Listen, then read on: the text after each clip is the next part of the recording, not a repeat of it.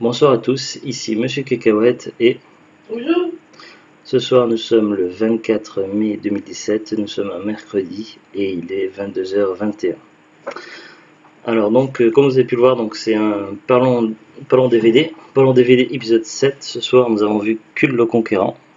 Alors pourquoi on a vu un DVD donc le mercredi soir et pas le vendredi soir comme d'habitude?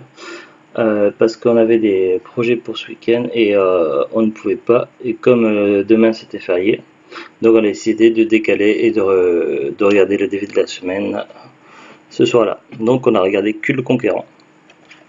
Il s'agit d'un film d'heroic fantasy.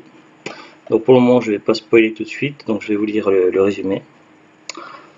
Cul le Conquérant, enfin plutôt on appelle ça plutôt Cool, est un valeureux guerrier barbare devenu un roi, respecté de tous grâce à sa force, sa bravoure incomparable et sa droiture.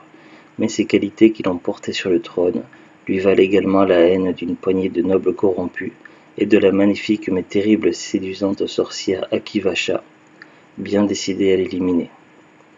Cool est désormais seul à combattre les forces du mal pour sauver son royaume et celle qu'il aime, la belle Zareta. Il s'agit d'un film qui est sorti en 97. J'avais déjà vu en partie parce que c'était passé à la télé, mais pas entièrement, c'est pas mon souvenir. Et donc, parmi les acteurs les plus connus, donc, il y a Kevin Sorbo qui a joué dans la série télé Hercule et qui a fait des apparitions également dans Xena, une série que j'aimais beaucoup. Il y a également Tia Carrère qui a joué dans Cinefox l'Aventurière, donc c'est une série que j'aimais bien aussi à l'époque. Après, il y a Thomas Ian Griffiths qui est un petit peu moins connu. Après, il n'y a pas énormément d'acteurs connus dedans, après, plus ou moins. Tu dis, Zulut? Douglas Hansel. Il a un tout petit rôle. D'accord. Mais qui est émetteur en vrai. Alors, en vrai, mais dans... des DVD, oui, pardon, une autre série télé. Cool, c'est un DVD qui est sorti un peu tard parce que le film est un petit peu vieux, mais les DVD ont commencé à sortir à fin 90 et beaucoup en début 2000. Et c'est un film quand même qui a attendu 2011 avant de sortir en DVD. Édité chez Sony apparemment. Donc nous on l'avait acheté je crois il y a à peu près un an, on l'avait payé 1,9€ sous blister. On est dans une brocante, il était encore sous blister tout ça. Et c'est un film donc j'avais déjà vu en partie à la télé et donc quand je l'ai vu 9 sous blister 1€, bah, j'avais pas hésité. Il a dit cool. C'était soit 1€, soit 50 centimes, je crois que c'était 1€. Enfin en général je paye rarement plus de 1€, des fois ça arrive que ce soit 2€, mais pour les DVD en brocante je dépasse pas. Le 2 c'est vraiment quand c'est un DVD qu'on recherche. Ouais, qui est un peu rare, qu'on a du mal à trouver. Mais souvent, enfin nous dans la région, les DVD en brocante, les prix c'est surtout 1€, parfois un peu moins. Par contre, quand on a été sur la Marne, la cote au niveau des DVD c'était plutôt aux alentours de 2€ et d'occasion, pas 9 en plus. Donc que dire, donc bah, c'est du classique au niveau Heroic Fantasy, donc barbare, magie, guerrier, sorcière, démon, héroïne, histoire d'amour. On reste sur du classique au niveau de l'Heroic Fantasy. A savoir que pour la petite histoire, ça devait être le troisième Conan le Barbare. Schwarzenegger avait signé pour 5 films, mais comme le deuxième Conan le Barbare, enfin le deuxième film Conan n'avait pas très bien marché, donc il avait... non, ça c'est un dessin animé que j'aimais beaucoup qui est sorti sur M6, ça n'a rien à voir. Donc il avait rompu le contrat et puis donc du coup c'est devenu Cool le Conquérant et c'est Kevin Sorbo qui est le rôle principal. Alors certains pourraient le qualifier comme nanar, mais personnellement, moi qui est fan de nanar, franchement je peux faire la différence. Il y a des films que je classerais facilement dans les nanars, notamment les films du studio Asylum, mais franchement moi je vois plus ça comme un classique de l'heroic fantasy. Bon, c'est sûr, c'est pas non plus Conan, mais voilà, c'est plutôt sympa, ça se voit très bien. Et au niveau des effets spéciaux, ça n'a pas très mal vieilli, parce qu'étant donné qu'à l'époque on faisait pas énormément d'effets spéciaux, enfin on en faisait évidemment, mais ça n'a rien à voir avec ce qui se fait maintenant. Maintenant on a tendance à faire beaucoup d'images synthèse, ou pratiquement que en image synthèse. Et du coup ça perd de son charme. C'est pour ça d'ailleurs que la deuxième trilogie de Star Wars, qui est un petit peu critiquée au niveau des épisodes 1, 2 et 3, pour différentes raisons, et les effets spéciaux, tout ça, ça a été une des raisons, que ça avait rien à voir aux épisodes 4, 5, 6, où c'était carrément des trucs construits, des maquettes, des costumes, tout ça.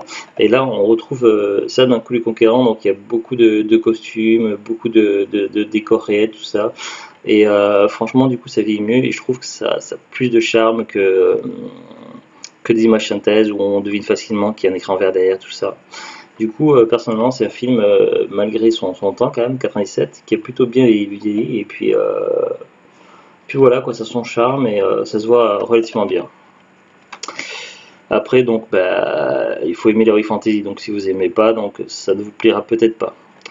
Personnellement, il s'agit d'un de mes genres de films préférés. Ah bon, bien sûr, il y a en premier la science-fiction, évidemment, tout ce qui se passe avec des vaisseaux spatiaux, tout ça, mais voilà, l'heroic fantasy, c'est un genre que j'adore, et est bien supérieur à des comédies, tout ça, et à l'action, tout ça, etc. Même le fantastique, je préfère l'heroic fantasy au fantastique tout court. Après, niveau spoil, ben, c'est vrai que certains films, je me sens l'envie de spoiler, de raconter certains détails, tout ça, notamment lorsqu'il y a des scénarios un peu compliqués, tout ça.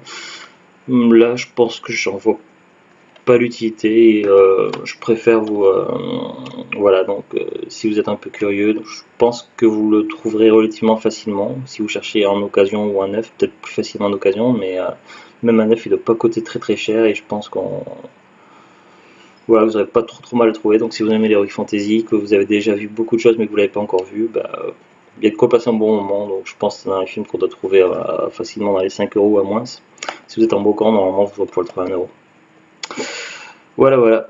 Et sur ce, donc on se retrouve prochainement pour de nouvelles vidéos, peut-être un retour de brocante à venir, s'il y a des trouvailles ou pas. Et puis chaque semaine, donc, parlons le DVD. Et voilà, je vous dis pas c'est quoi pour la semaine prochaine, donc je garde la surprise. Sur ce, donc on vous dit à bientôt, bonne soirée et au revoir. Au revoir. Au revoir. Mon avis, si j'avais Hein? Oui, mais c'est vrai, mais des fois quand je te pose la question, tu me dis bah, je sais pas quoi, je sais pas quoi répondre quand tu poses la question, tout ça, et puis voilà. Donc. Alors qu'est-ce que tu veux nous dire sur Cul le Conquérant? C'était bien. C'était alors. Voilà. Si je te demande de développer. Ah ben j'étais à fond dedans. Non, voilà, c'est vrai qu'il y a. Une fois, j'ai bien suivi, même pour une fois, c'est moi qui ai dit chute parce que Oui. d'habitude. C'est vrai que souvent, quand on regarde une série qu'on aime bien, c'est vrai qu'en semaine, on regarde en général des épisodes de série la semaine, au moins un épisode le soir quand on mange. Et une fois par semaine, on se regarde au moins un film. Et en général, c'est souvent moi qui les chute et que je mets en pause et que je remets un retour en arrière, tout ça parce que des fois il y a des paroles, des trucs comme ça pour le déroulement d'intrigue, des épisodes à venir, tout ça, je peux pas manquer souvent, donc souvent je dis chute et je mets pause, retour en arrière. Et là, c'est elle qui demandait que je parlais, c'est elle qui m'a dit chute, tout ça, donc c'est qu'elle a quand même bien accroché. Et bon, il y a certains films avec en commun, d'autres où c'est plus moi qu'elle et elle regarde quand même. Et c'est arrivé que des fois qu'elle décroche, elle avait complètement décroché sur Sucker Punch, c'est ça?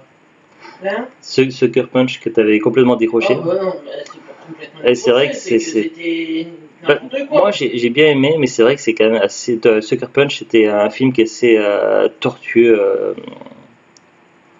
Au niveau de l'intrigue, de la compréhension, même à la fin, enfin c'était un film qui donnait beaucoup à réfléchir. Après, et puis aussi, j'ai pas mal de films dans notre collection où c'est qu'elle est classée, parce qu'il y a une classification spéciale du GLUT, c'est oh mon dieu, on va tous mourir. En général, c'est pour dire les films catastrophes, les films avec des tornades, les films avec des requins, les films avec des monstres. Oh mon dieu, on va tous mourir, oui. Voilà, donc elle regarde la jaquette et puis elle me dit ah non, ça c'est un oh mon dieu, on va tous mourir, donc je le mets pas dans les prochains à voir pour le moment. Voilà, parce qu'on a plein de mon dieu, on va tous mourir. Parce qu'on a les films qu'on n'a pas vus, donc de temps en temps on fait une pile, on regarde ce qu'il y a et puis on choisit à tour de rôle, on met dans un carton et puis hop, c'est un peu la loterie au tirage au sort. Non, on met pas dans le carton parce que tu me fais choisir un par un. Ben on choisit, ben non, je te présente tout ce qu'on a, on choisit à tour de rôle et puis voilà. Donc c'est tout pour cette semaine. Donc ben, si vous aimez l'heroic fantasy, vous l'avez pas encore vu, ben, moi personnellement j'ai bien aimé, The Glut aussi. Voilà. Sur ce, donc on vous dit à très bientôt et au revoir. Au revoir.